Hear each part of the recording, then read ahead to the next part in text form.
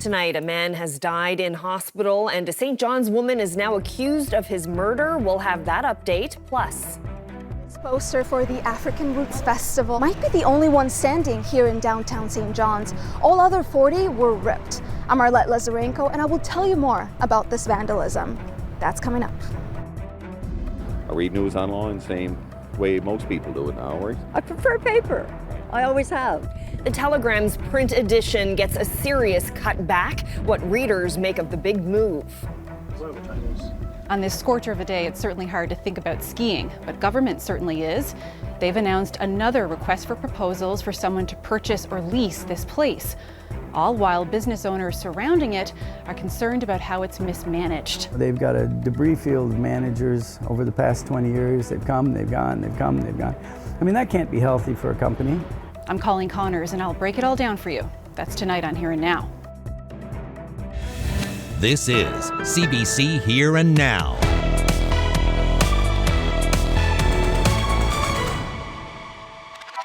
Good evening and welcome to Here and Now. Police have charged a St. John's woman with murder after the man she allegedly hit with her car died. The incident happened on Gulf Avenue earlier this month. That's where the RNC say they found the man lying on the road. According to police, the pair knew each other. The man was taken to hospital with serious injuries, and police initially charged the woman with attempted murder. Following the man's death on Saturday, police have changed that charge to second-degree murder. Firearms, cocaine, and an expensive sports car were among the items seized Saturday from a man in Conception Bay North. It's not uncommon for police to seize vehicles, weapons, and drugs during operations, but in this case, investigators came away with a 2017 Ferrari, an Italian luxury sports car that's rarely seen on the island. A 38-year-old is facing a long list of criminal charges after RCMP officers carried out searches at a residence in Bristol's Hope and a business in nearby Carbonear. A second vehicle, a 2024 BMW, was also seized. Both vehicles were reportedly from Ontario. Police also seized 4 firearms, brass knuckles, and a small quantity of cocaine. Organizers of an annual African festival in St. John's are shocked after someone tore down almost all of the posters for their event. The festival president says he isn't sure if racism was behind the motivation, behind the vandalism, but says the show will go on. Here Now's Arlette Lazarenko has that story. It was a bonding experience for Naval Sar and his son, hanging promotional posters for the upcoming African Roots Festival. A few days later, though, they found their hard work torn to shreds in downtown St. John's. Of the 40 posters they taped to poles on Duckworth, George, and Water Streets, they only found one still intact.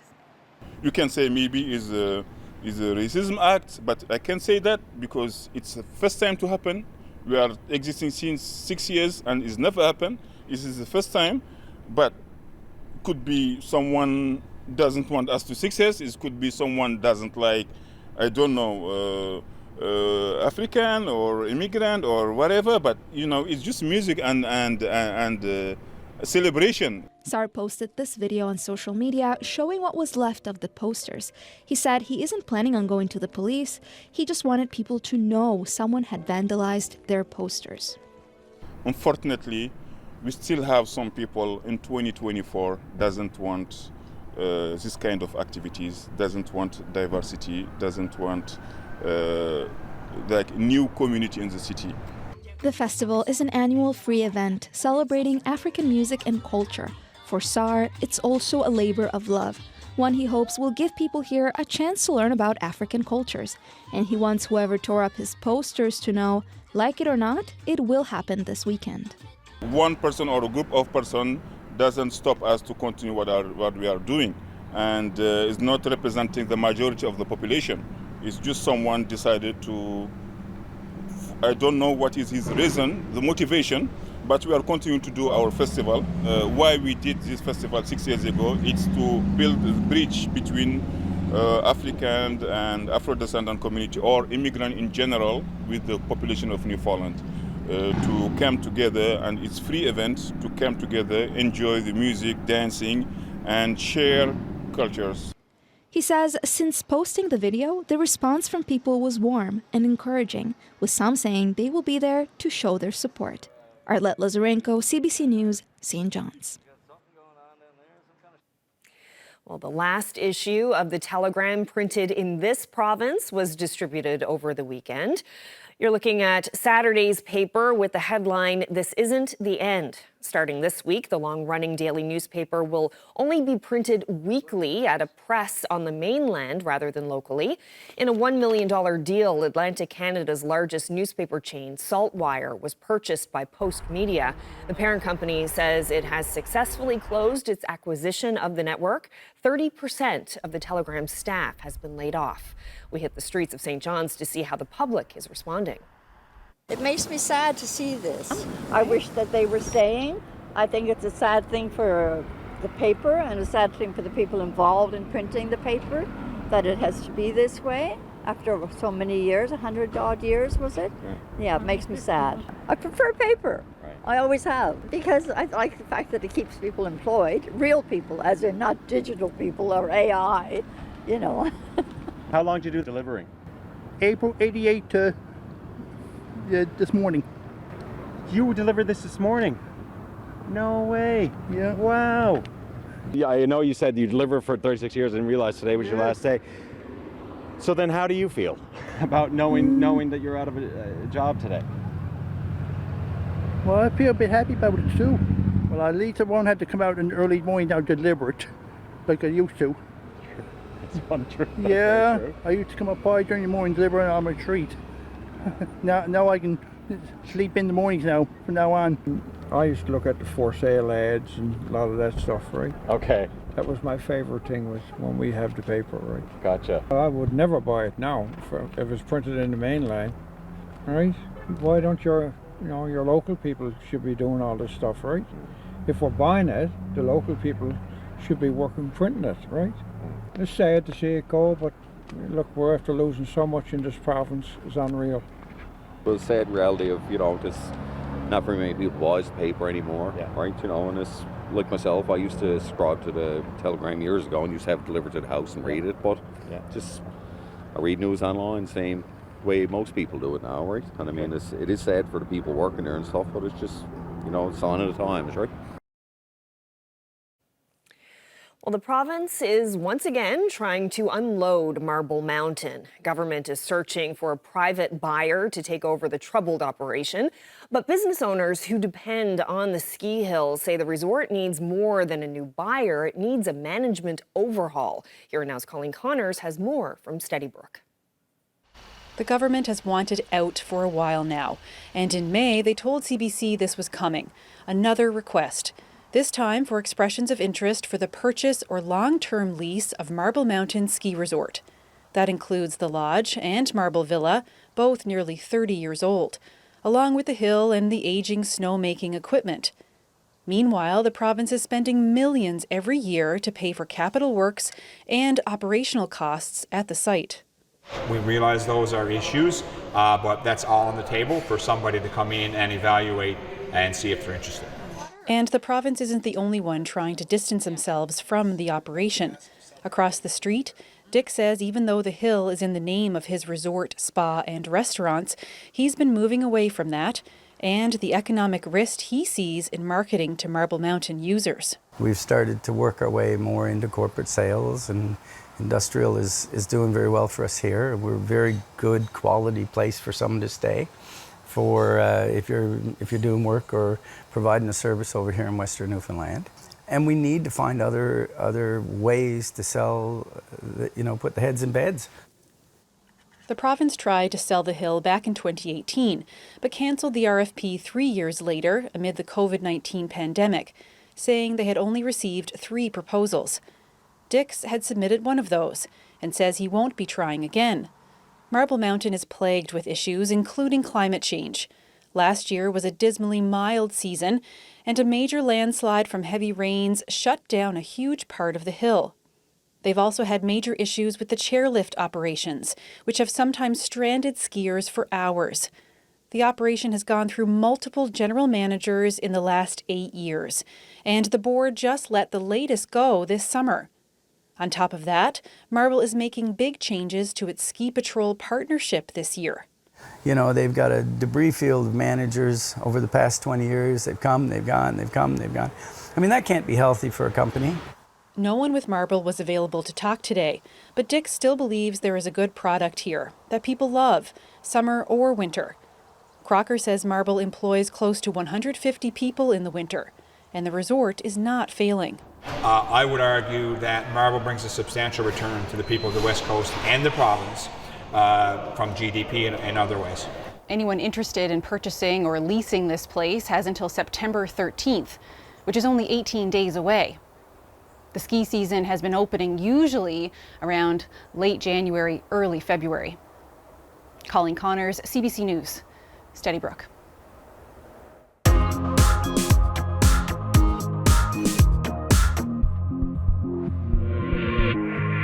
The provincial government is looking at a wider cell phone ban in schools here. Other provinces have brought in varying degrees of a ban.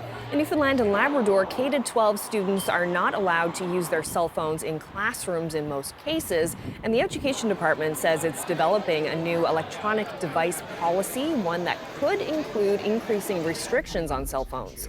The province says they'll consult with school communities ahead of the new policy.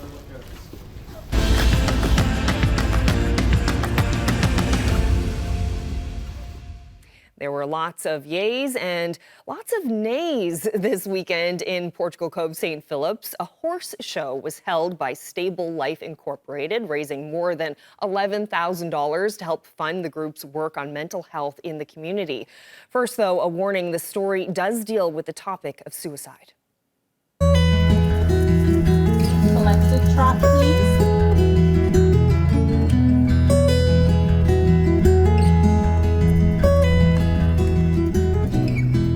The first rider will be number 9. My name is Erin Gallant, and I am the program director here at Stable Life Inc. So we're hosting a horse show for our Spirit Horse Day, which is in memory of Alison Walsh, who we run our program for and in her memory. Alison died by suicide 11 years ago, and we've been running the Spirit Horse program with her horse Tinker, who will be riding this afternoon, ever since her passing, basically. Well, we always do something for Spirit Horse Day. Last year we built an arena to ride in, and we thought, why not have a horse show as well, because normally we just did pony rides, that kind of things, but we wanted to get, more of the horse community involved again. We have about 24 riders here today. We've actually raised over $11,000 in sponsors, and the funding that we raise will go towards, the costs of horses, will go towards the cost of running programs. Maintaining the horses, of course, is not a cheap endeavor, but also, making sure we can provide programs to people that are affordable or free of charge if we can.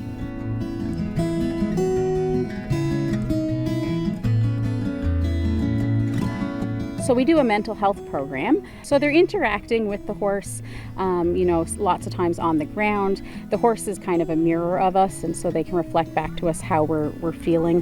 When you're struggling with anxiety or mental health issues, often, you need something to kind of empower you. And the horse does just that. They empower us, but they also kind of carry some of the load the burden that we might be feeling, and they help us release it.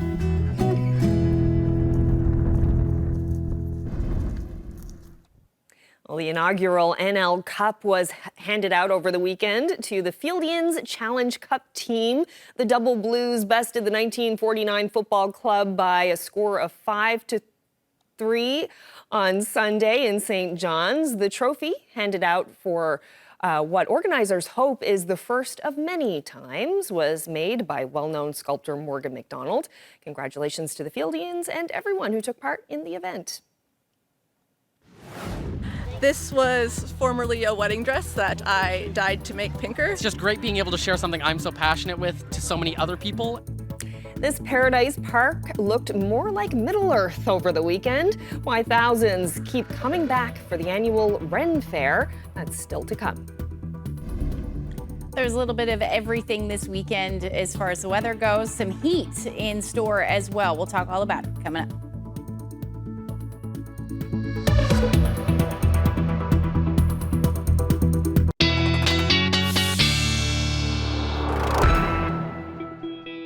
Before we get into the weather, Ashley, we want to issue a little apology to our viewers watching us on Bell Television.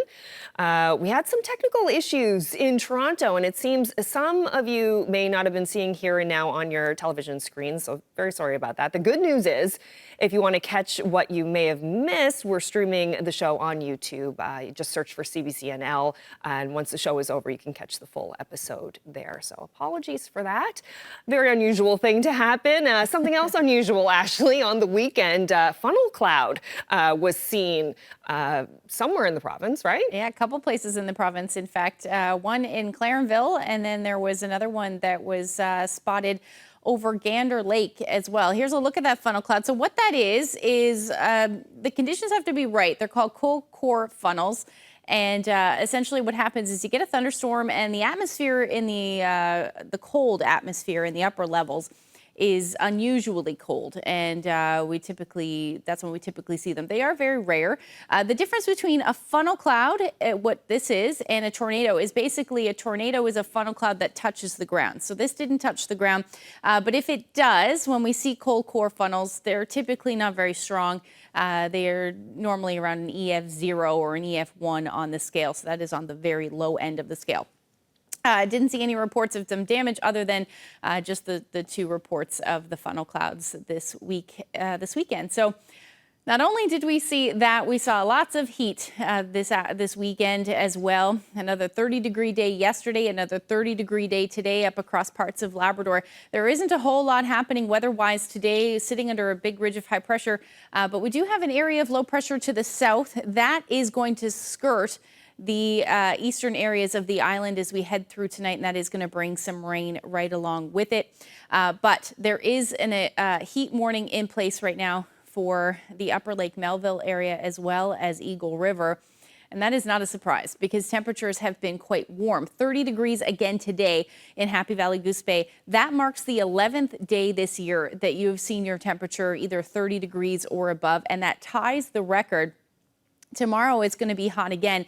If you reach that 30-degree mark, which is what is in the forecast or close to, if you break it, if you see 30 degrees, you're going to break the record for the amount of times that you see 30-degree temperatures in a year. So certainly lots of heat out there, and that's the case across the island as well. Temperatures in the upper 20s, low 30s there. Terra Nova reaching 30 degrees. And those of you in onshore flow, though, it is a little cooler. You're only sitting in the low 20s, but still beautiful.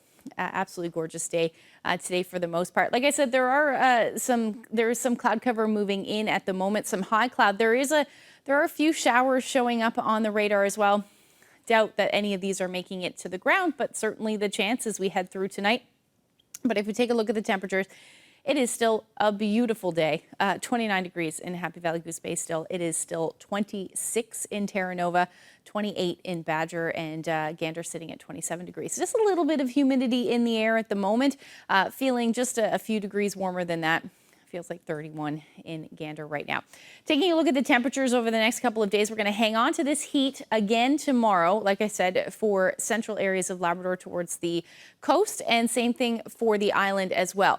But there is a cold front that's going to sweep through. That is going to drop temperatures as we head into Wednesday evening and eventually into Thursday across the island as well. Some cooler temperatures as that cold front sweeps through. And we'll see the temperatures rebound, though, as we head into Friday. So for tonight, that area of low pressure just skirting the eastern portions of the island. So there is a chance we'll see some showers tonight. But other than that, it's going to be fairly quiet as we head through tonight. Just the chance of some showers by the time we get into tomorrow morning for Lab West. Overall, again, mild tonight. Happy Valley Goose Bay only dropping to about 19, 20 degrees.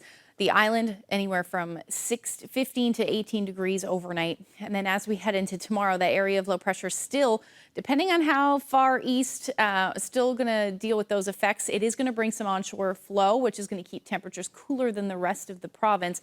And then we've got that front moving through, and that is going to spark some showers into the overnight and early Wednesday morning. Some of these could be heavy at times as well. As far as the temperatures go for tomorrow, we're generally looking, again, cooler. Low 20s east because of that area of low pressure. Otherwise, mid to upper 20s for the rest of the island. A few scattered showers in there as well. Labrador, Again, temperatures in the upper 20s, low 30s, humidity feeling more like the mid 30s. And then we've got that cooler air, but still quite nice, 21 to 23 degrees, but your winds are going to be a bit brisk, around 40 to 60 kilometers per hour. So the long range forecast going to warm up a little bit, like I said. Talk about that coming up. Thanks, Ashley. Well, it was a festival for the ages this weekend in Paradise, the medieval ages, that is. Thousands turned up for the 3rd annual Renaissance Fair at Paradise Park. And as Here and Now's William Ping observed, it was full of cannons, catapults, and characters. 3, 2, 1. The 3rd annual Renaissance Fair happened in Paradise this weekend. The 2-day event sees all manner of activities and demonstrations taking over Paradise Park. It's just a really fun event, and it's designed for families to come in and enjoy a full day here. Thousands of people attended the fair, taking part in activities like archery and sword fighting, led by Master of Swords, Phil Swift. You know what? Sword was always a fascination of mine. I'm sure most kids had this fascination at some point. I just never grew out of it. It feels amazing. All the sword people are like family to me. And there's some firepower at this event, too. We have the trebuchet competition. It's a catapult competition. Anything you want to build that will shoot golf balls. This is actually the 3rd one we've made. We saw the advert about 2 months ago saying, hey, catapult competition. Didn't say anything about size or range or anything. And we're like, we've built 3 or 4 catapults already just 'cause. So we decided to build this one. Attendees of the Renaissance Fair also enjoyed dressing up as figures from the Middle Ages, both historical and fantastical. I found the sleeves online and ordered those.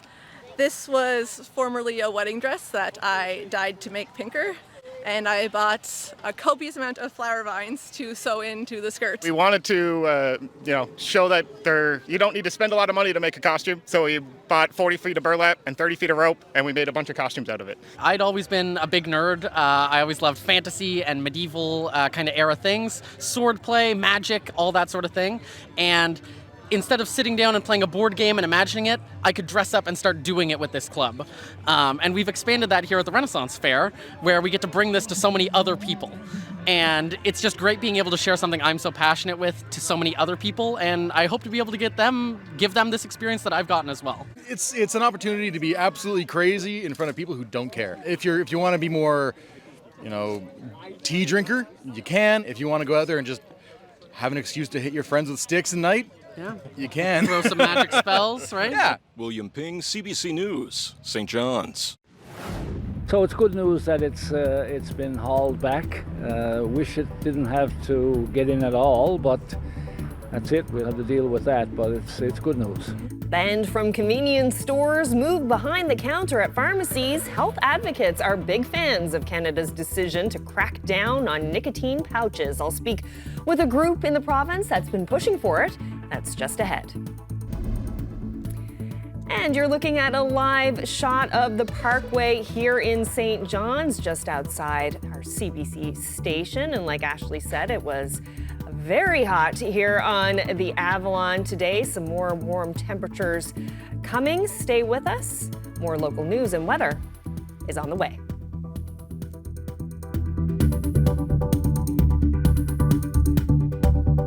Have you ever wondered what lies in your backyard? One St. John's man who owns a heritage home wanted to find out.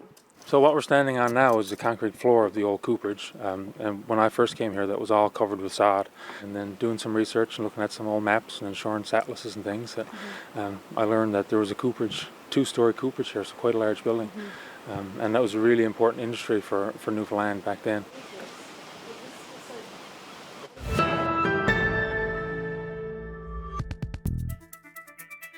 Well, the federal government will be cracking down on the sale of nicotine pouches. Starting this week, they'll be banned from convenience stores and gas stations. The only place you'll be able to buy the nicotine pouches is from a pharmacist. There will also be restrictions on marketing of these products, as well as a ban on some of the flavors. Only mint and menthol will be available, not the berry flavors that are so enticing to some young people. So joining me now to talk more about this is Kevin Cody with the Alliance for the Control of Tobacco. So this has been something that your group and other groups have been calling for. What do you make of this decision?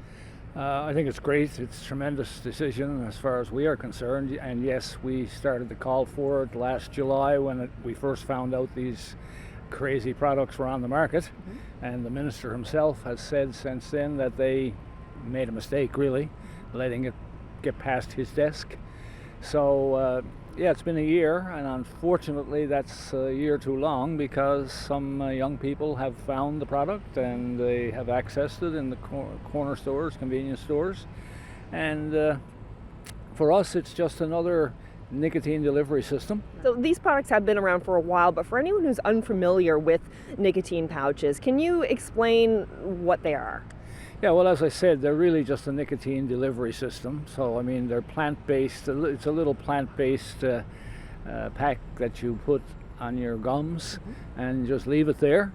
It's my understanding that one pack is equivalent to 3 or 4 cigarettes. So you just leave it there. So, you know, the real danger is that young people can be using it and no one even knows they're using it. Parents, teachers, whatever the case might be. We think it's a dangerous product, particularly for young people, because any nicotine to young people is dangerous with brain development and just general growing up and regular development into an adult. So while it may help some older people who are smokers, and if it does, that's great. And that's why we support it being in the pharmacies, because the adults can still access it. But it's no longer next to the candy and the bars and the chips and so on in our convenience stores in the colorful little packages that they've had, particularly attractive to young people. Yeah, because this is supposed to be marketed as a smoking cessation product. Can you talk a bit more about what the dangers are for young people using nicotine products? You mentioned about brain development there. Can you outline for us what the concerns are here about children using this product? Well, the concern is the addiction. And we've been focusing more on nicotine addiction lately because there are so many products out there that deliver nicotine. The tobacco industry has been pretty shrewd, sly, deceitful in coming up with devices that will deliver nicotine. And once it's delivered, people get addicted. And if you're addicted at age 16, 17, 18, whatever it is, you may very well be addicted for life. We found that people are using these products even though they don't smoke. So they're not using them as a cessation product. Right now, there are no age limits really on who can buy these products. So a young person technically can go into a gas station and purchase them without a problem. Yeah, because when they came in under the Food Security Act, or whatever the right name is for that, and age wasn't stipulated. Of course, the industry quickly said, "Oh, well, we've told people not to sell it to young people," which we found out to be crazy because they were being sold to young people if they wanted it, and no strings attached, really. So now that it's with the pharmacy, obviously the pharmacists, they'll have to ask the pharmacist for it. It'll be behind the counter, and I would assume that the pharmacist would deal with the cases where he's looking at a 16 or 17-year-old who's trying to buy this product. The marketing of nicotine pouches is being restricted as well. Why did that need to be changed? Well, if you've seen any of the marketing, some of the ads and so on that we've tracked down, they're definitely geared to the young people. It's the young people at a party. It's cool. It's easy to access, and actually it was legal to the pouches legal to access. So it's just attractive, and even the design of the little canisters that it's in, all colorful, and promoting the flavors, and you're cool, and you're with the in group if you're using this product. That's the promotion that's been going on. So the federal government has decided enough of that too. No more promoting. It's a cessation product. It's more of a medication than anything, I guess. And not sure we need to be promoting it like that at all, particularly not the young people. All right, well, Kevin Cody, thank you so much for this. Really appreciate your time. Great, you're welcome.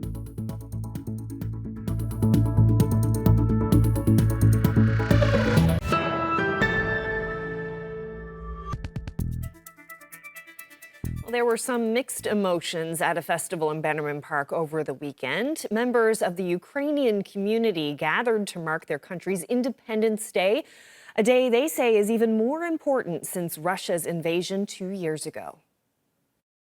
Independence Day is really important for us, and especially now because Russia is trying to take over Ukraine and we're trying to keep our independence, so it's very important. The Ukrainian population in Canada is the second big after Ukraine.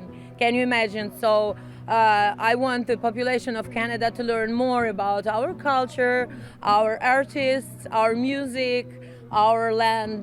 Any Ukrainians and Newfoundlanders who want to support Ukraine and Ukrainians that are living here, they can come out to these events and learn a bit more about Ukrainian culture and food and history. And that's super important for them, for the Ukrainians that live here. A lot of Ukrainians are thinking about their independence today. They want a free and democratic Ukraine. They wish for peace.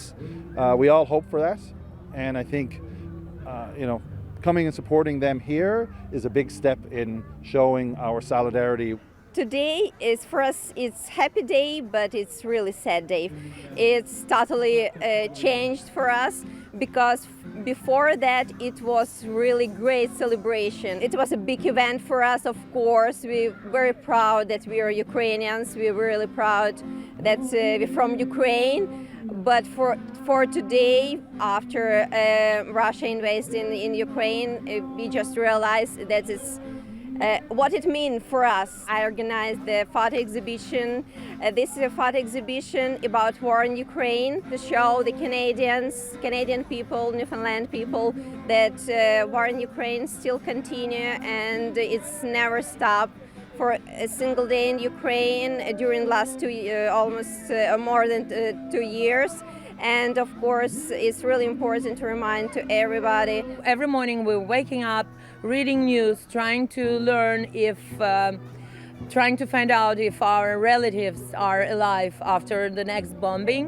And then we're smiling, we go to work, we go to Costco, we go to stores, and we smile to everyone. And, we combine those two lives.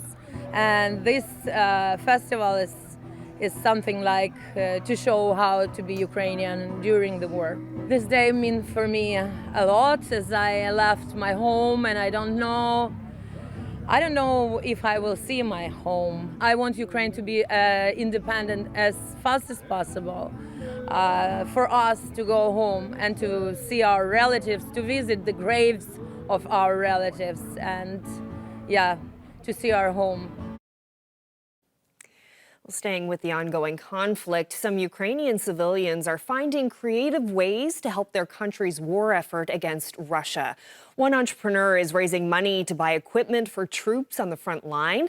As Briar Stewart reports from Kyiv, he's doing it by selling remnants from the battlefield.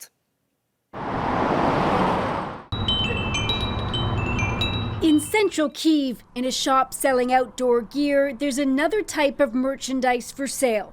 The remnants of Russian weapons and a flag doubling as a doormat. These battlefield trophies are being sold to raise money for the front. 90% were got from during our offensive campaigns and when Russians were retreating. Petro Shembarovsky received many of these items from troops. He makes risky trips to the front line to drop off supplies like drones, purchased with the money earned from selling war memorabilia, like this battered street sign from Bakhmut, or name patches. But patches are still demanded, but it's very difficult to get it. One of the main reasons now we are defending, we are not attacking. Shembarovsky, who volunteers, estimates that they've raised tens of thousands of dollars, including by selling to international collectors. So if you're looking for an authentic piece of history, you're a collector. This former UK paratrooper acts as a middleman. He has sent gear, including these Russian helmets, to try and sell. It's got a bullet hole through the front there. The team in Kyiv tries to get creative. It's a case from 155mm shell. They etched a picture of the strategically important Kerch Bridge on the shell casing. But Shembarovsky says the appetite for war trophies has waned. Most of the society here in Ukraine and in the West are exhausted and tired. Here we have more precious items. Ukrainian soldiers took this train model as Russian troops moved into the city of Soledar. It's made of salt, a nod to the area's extensive salt mines. You can take it, it's very heavy. They won at least $10,000 for it. If there are no buyers, they have other plans. And if we will not sell it, after victory, we will make a tequila party. It's an aspirational goal that they hold on to, even as there are fewer war trophies to line these shelves. Briar Stewart, CBC News, Kyiv.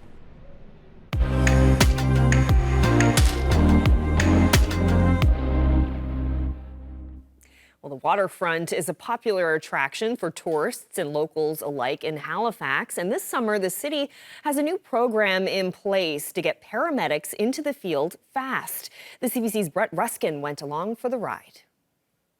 2,000 PSI, which means we've got a full tank, so we're good to go for our day.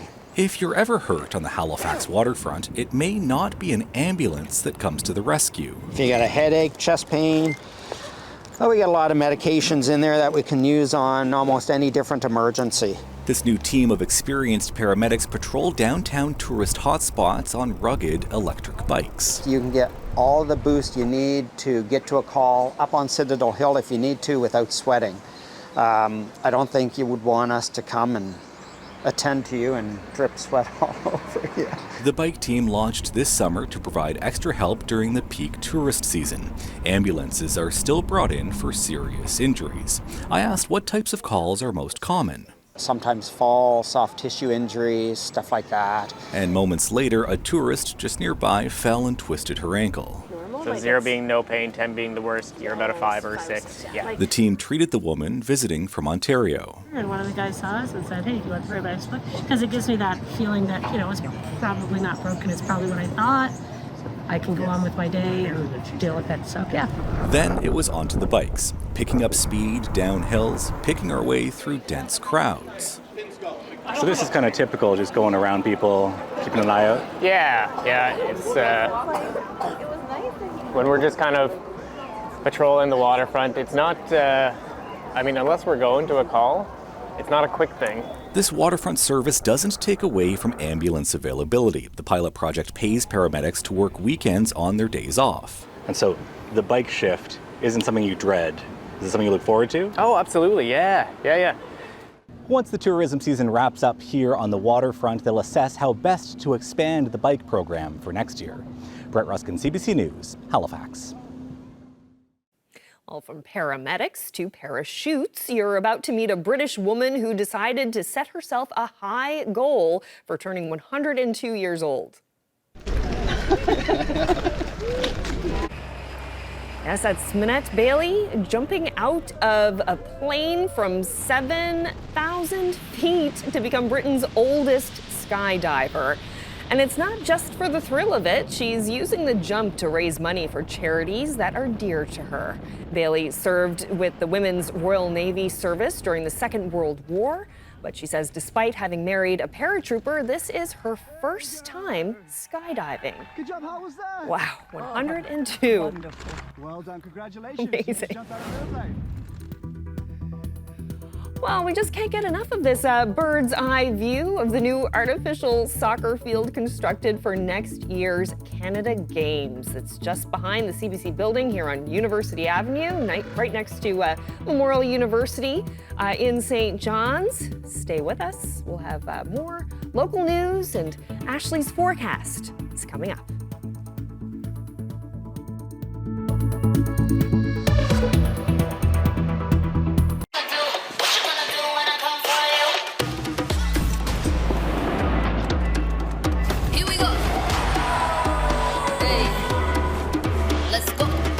Play no games. Ha, I'm in my bag.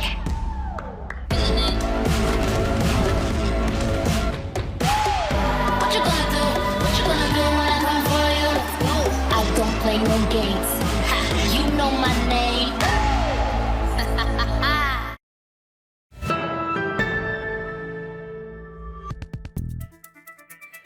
striking silver caravan is making its way across the island. Members of the Airstream Club are embarking on a 2-month-long trip. And as you're about to hear, when those iconic silver trailers rolled into Corner Brook, the crews on board said 2 months wasn't long enough. The Airstream is such an iconic brand. I mean, they've been making them for 90 years. They haven't changed all that much. It's a very simple, sleek, well-made brand.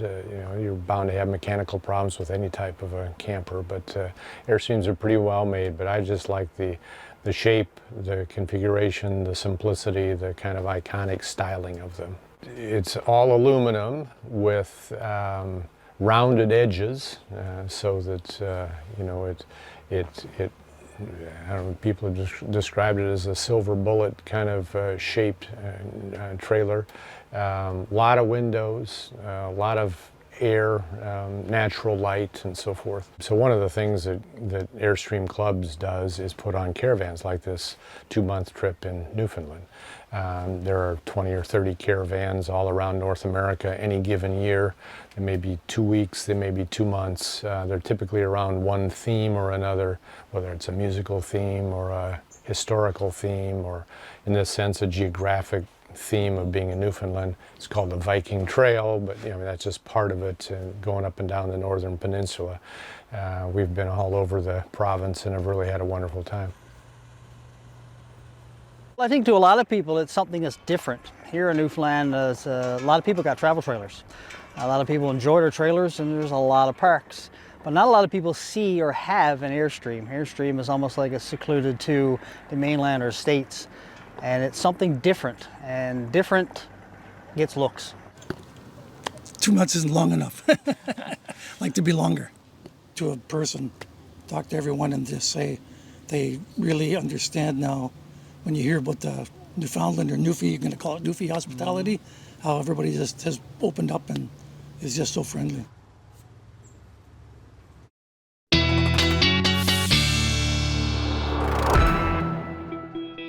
Well, they look like they've been having a great time and some fabulous weather for them for sure. The summer has been amazing. It has been, yeah. And you were just saying just then that you have some experience with those Airstream campers too, right? Yeah, my grandparents used to have one. So I used to say it looks like a Twinkie. Yeah, it does look like a Twinkie, a silver same Twinkie. Shape as a Twinkie. Yeah. They're nice. I like them. Okay, so we have some more nice weather on the way. At least you were saying earlier that the heat is sticking around. Yeah, for one more day anyway. But we do have a cold front that's going to move through. It's going to cool down the air a little bit, and it's also going to bring some showers with it. So let's take a look what's going on. So as we head into Tuesday night, and you can see that line of showers there moving through Labrador, and that will make its way towards the northern peninsula and west coast of the island by the time we get into Wednesday morning. And again, it could spark some showers, which could be heavy at times, so we're going to keep an eye on that one. And then that will slowly track across the island as we get into Wednesday evening. It is, and when I say slow, it will take its time for sure. We've still got some showers working its way up across Labrador as well. And eventually through the overnight period, we'll see some of those showers move towards eastern areas of the island. So for most of Wednesday, it should actually be decent in the east, which is why I have some sunshine there, 23 degrees. So temperatures a tad cooler, but definitely once that front moves through, so only reaching daytime highs in the teens, and very different story again for areas of Lab West and the North Coast, where you'll sit between 10 to 14 degrees, and a very different story across Labrador as well. So the rest of Labrador. So potentially 30 degrees tomorrow again in Happy Valley Goose Bay, but 19 for your Wednesday, and even cooler as we get into Thursday. So that cold air is going to continue to sink south as we head into the morning hours on Thursday. And then again, unsettled across the island as well. So still looking at that chance of showers through the day on Thursday for most of us. But here's that temperature drop I was talking about. So those temperatures will drop as you head towards the coast. So 12, 13 degrees through the day. And that's the story across the island as well, anywhere from 12 to 19. Still hanging on to those temperatures, a little warmer though in the east for your Thursday. And see some sunshine in behind that through the afternoon for Lab West and the North Coast as well, with your temperatures in the teens. Now, long-range forecast will dry out a little bit as we get towards Friday, and then start to warm up as we get into Saturday again. So 18 to 21 degrees, which is a little bit around, it's where we should be sitting for this time of year, this unseasonably warm air. Still nice treat though. We're still very much in summer, but yeah, starting to wind things down for sure. For central Newfoundland, you're looking at a pretty decent start to the weekend as well. Friday, Saturday, lots of sunshine, temperatures in the 20s. A little cooler for western Newfoundland, but you rebound nicely on Saturday. And then for the rest of Labrador, you are looking at your temperatures in the 20s again by the time we get into Friday and Saturday with a mix of sun and cloud. However, we will see some of those showers return as we get into Saturday, with the temperature dropping back down to the teens, and your overnight lows getting pretty chilly, anywhere from 4 to 7 and a little warmer for your Friday. Our photo today is a great shot of the southwestern portion of the Avalon. This is Gooseberry Cove. Certainly a beach day there. Oh, yeah. That's a great that shot. Platform there, I guess that's just like a little patio kind of thing where you... Could be a tent platform, which is more than likely what it is. But yeah, great shot there. Thank you so much for that. If you have any weather photos you'd like to share with us, you can send them to Facebook or email them to nlphotos@cbc.ca. Beautiful beach. Lovely. Thank you so much for that shot. That's it for us. Thank you so much for spending part of your evening with us, and I hope you can join us again tomorrow.